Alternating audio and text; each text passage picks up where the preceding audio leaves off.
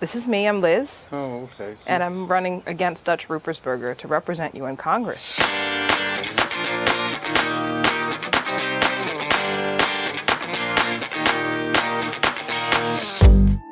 The reason why we make such a big deal about coming up to Havre de Grace and other places in Harford County is that it's one of the huge components that have been disenfranchised by the partisan gerrymandering that we've been trying to address this whole time. How you doing? Good, good. How you doing? Hello, sir. Hello. Hi, I'm Liz. I'm running for Congress. Good seeing you.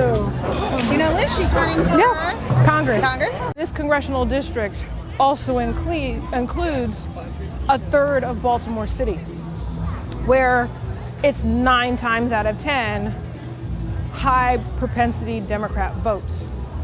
Are the issues different? Sure, they're different. So with having a representative like Dutch doesn't really care.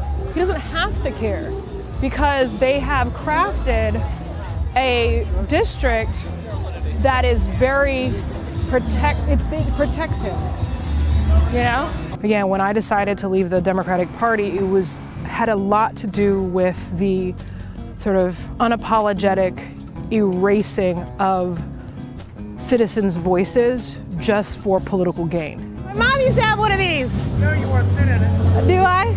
Wow, this is amazing. Isn't that cool? Everybody says, oh yeah, it's, you know, the Republican Party does it as well. First of all, we live here in Maryland. I care about Maryland. And if I felt like I couldn't sort of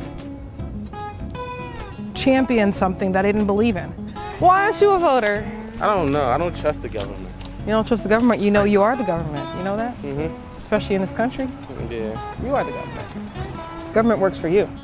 So I don't believe in disenfranchisement. I don't believe in, you know, assuming that conservative voices or Republican voices are insignificant, so therefore we're going to change lines and eradicate you from the electorate. So that's why we're here in Harford. We're here in Havre de Grace because, you know, American citizens' voices matter. No, vote in November? I really haven't decided. That's all right. That's okay. I'm running to unseat a lifelong politician. His name is Dutch Ruppersberger. You know about him? Yeah.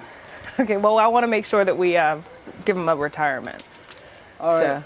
You got my vote, all right? All right, well, thank you so much. I really appreciate it, sir. When you're here, when you connect with the actual voters, which I've been doing actually for 4 years now, you realize that just because people are registered as Democrats, that doesn't necessarily mean they have to always vote D. Liz. Wait a minute, uh-oh. What's your name? Liz, Matory. Nice meeting you. Oh, you're Liz? Yeah. About Trump. Well, I voted for him.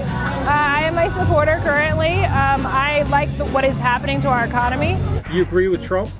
I agree with his policies, yep. You're kidding. I'm not kidding. We have record unemployment. You have the first time in history where we have actual growth and You don't think sustainable he's growth. a racist? I don't think that at You all. don't think that? Okay. Well, I was called a racist, and so therefore I don't believe anyone who just throws out the term racist. You don't think he's a liar, that he just stands up there and lies about everything he says? No, don't think that. I do not. Exceptional young lady. Well, I thank you.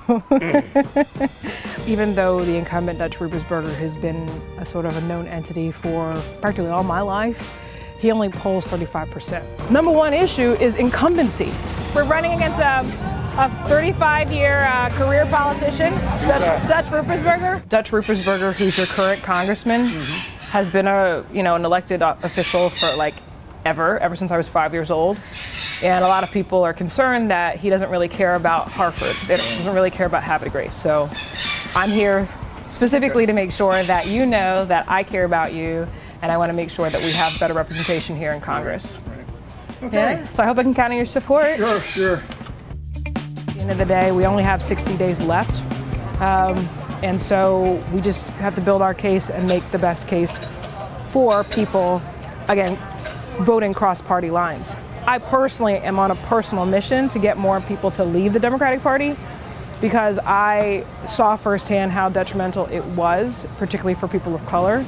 From my experience, and people sort of feel it in their gut, they sort of are seeing things that don't quite make sense. And what they do is they sort of vilify the Republicans from the jump.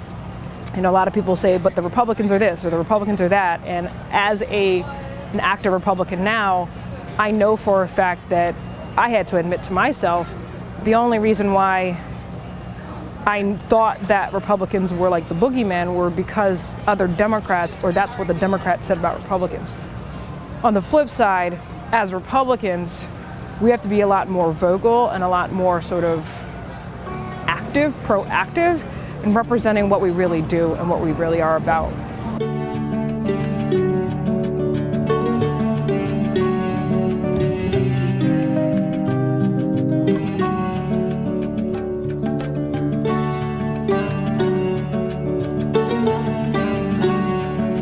Did you learn anything from the residents here today? Absolutely. There's a lot of people who are concerned about taxes. A lot of the retirees who are here in Maryland, their counterparts have moved to other jurisdictions like Delaware or Florida because they can't afford to retire here.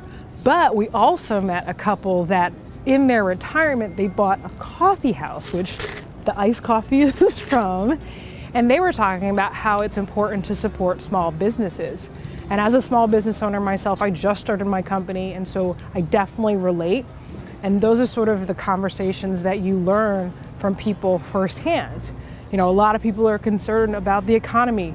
Duh, like it's obvious, but when you're on the ground, you get to hear it firsthand, and that's what they really appreciate. And they also appreciate the fact that I'm here personally, asking for their vote. They really value that, so therefore I value this opportunity.